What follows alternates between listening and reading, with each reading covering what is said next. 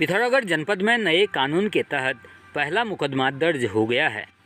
जनपद में ड्यूटी के दौरान पुलिसकर्मी के साथ गाली गलौज, मारपीट कर जान से मारने की धमकी देने तथा वर्दी फाड़ने वाले आरोपी के विरुद्ध कोतवाली पिथौरागढ़ में बीएनएस की विभिन्न धाराओं में अभियोग पंजीकृत किया गया है।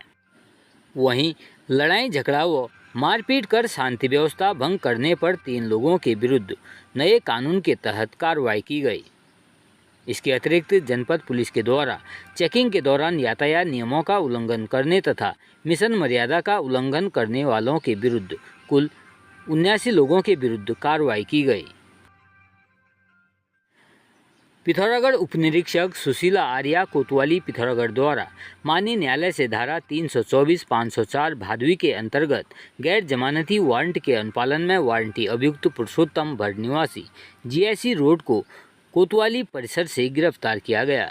इस दौरान अपर उपनिरीक्षक नरेंद्र पाठक व हमराही कर्मचारी गणों के द्वारा माननीय न्यायालय से धारा 125(3) अंतर्गत जारी गैर जमानती वारंट के अनुपालन में वारंटी अभियुक्त चंद्र प्रकाश निवासी ओली गांव को उसके घर पर दबिश देकर गिरफ्तार किया गया। वहीं अभियुक्त गणों को माननीय न्यायालय के समक्ष प्रस्तुत किया जा रहा है।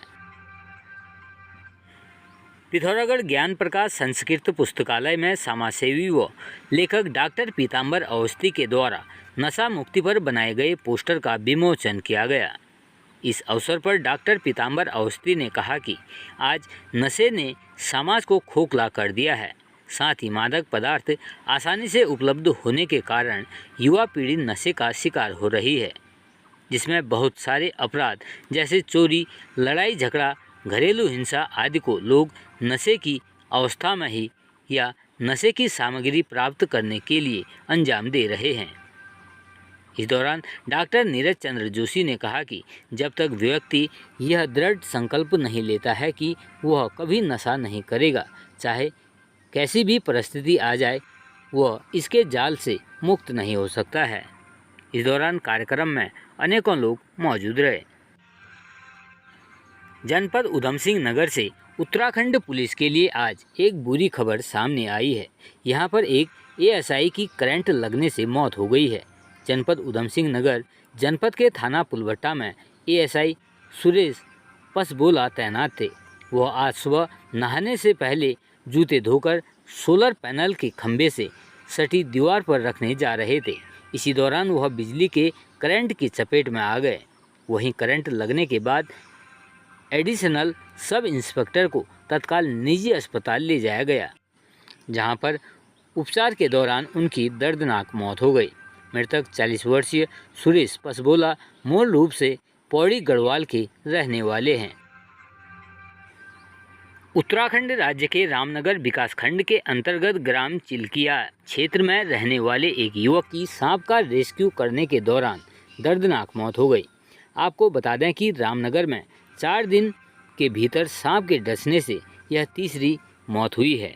उक्त गांव में रहने वाला 21 वर्षीय अल्ताफ नाम का युवक बीती देर शाम किसी के घर में सांप होने की सूचना पर सांप का रेस्क्यू करने के लिए गया हुआ था।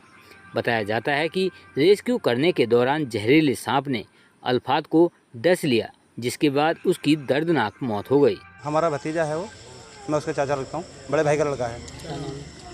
उसका अल्ताफ नाम है, करीब 21 साल का लड़का है। वो अभी हमने रेस्क्यू करने के लिए कहीं सांप के लिए भेजा था। सांप की सूचना आती है, इस टाइम पे बरसात चालू हो गई है, तो सांप के लिए भेजा था, उसको बाइट कर दिया वहीं सांप ने, और वो हाथ मौके भी ख़त्म हो गया।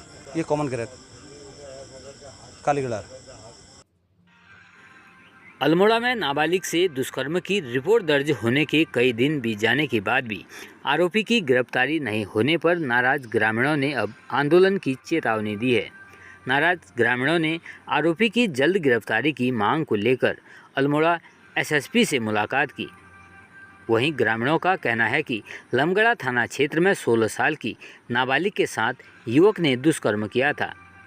मामले में आरोपी के खिलाफ पॉक्सो एक्ट के तहत मुकदमा दर्ज किया गया, लेकिन आज 12 दिन बीत जाने के बाद भी आरोपी की गिरफ्तारी नहीं हो पाई है। वहीं ग्रामीणों ने आरोपी की जल्द गिरफ्तारी नहीं होने पर एसएसपी कार्यालय में धरना प्रदर्शन की चेतावनी दी है। जी ये नाबालिग के साथ बलात्कार दुष्कर्म किया गया है। ये हम ग्राम क्षेत्र में रहते हैं, ग्रामीण क्षेत्र में रहते हैं। इसको पिछले सप्ताह हम महिला थाने में आए थे और थाने में भी मिले थे, और इस बार हम जब कोई कार्रवाई नहीं हुई, कहीं से न्याय नहीं मिली पीड़िता को, तो हम ये एसपी साहब के पास आए हैं आज, एसएसपी साहब के पास, और न्याय की गुहार लेने के लिए सभी परिजनों के साथ। अगर न्याय नहीं मिलता, गिरफ्तारी नहीं होती, आगे कोई क्या? जी, हम आमरण अनशन के लिए तैयार हैं। अगर हमको जल्दी से जल्दी न्याय नहीं मिला तो हम इसी स्थल पर हम आमरण अनशन के लिए बैठ जाएंगे। रामगढ़ थाना क्षेत्र का मामला है। इसमें जो घटना के उपरांत तत्काल उसमें पॉक्सो के तहत में एफआईआर दर्ज कर ली गई थी, और मुलजिम को पकड़ने का, अरेस्ट करने का प्रयास चल रहा है। अभी तक हम अरेस्ट नहीं कर पाए। मेरे द्वारा अभी थानाध्यक्ष को भी निर्देशित कर दिया गया है कि इसको शीघ्र अरेस्ट करें। यदि गिरफ्तार नहीं होता तो अन्य जो वैधानिक कार्रवाई होती है 82-83 की, वो कार्रवाई यथाशीघ्र उसमें अमल में लाए। देखिए, वो लड़का जो मुलजिम है, जो अभियुक्त है, वो फरार चल रहा है, और उसका जो इस एरिया से, जहाँ तक हमारी जानकारी, यहाँ से कहीं बाहर की तरफ है, दूर की तरफ है। तो जैसे उसका जो भी सुराग मिलेगा उसको तत्काल हम गिरफ्तार करें।